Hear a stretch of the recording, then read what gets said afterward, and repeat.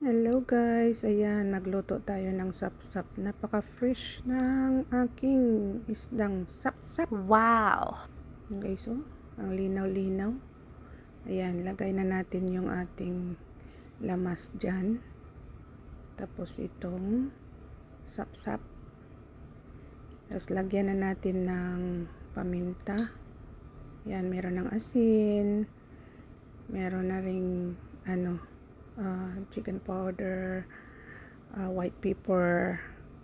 Ayan, nilagay ko naman sa taas yung ilan pang mga ingredients na luya, onion at saka yung garlic. Ayan, lagyan na natin ng suka na maanghang.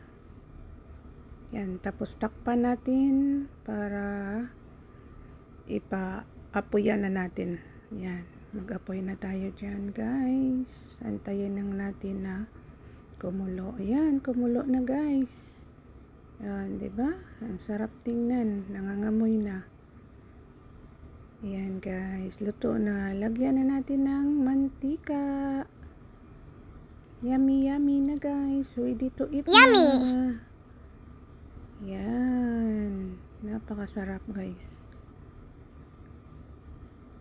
Ayan guys. Thank you for watching guys. I love you all.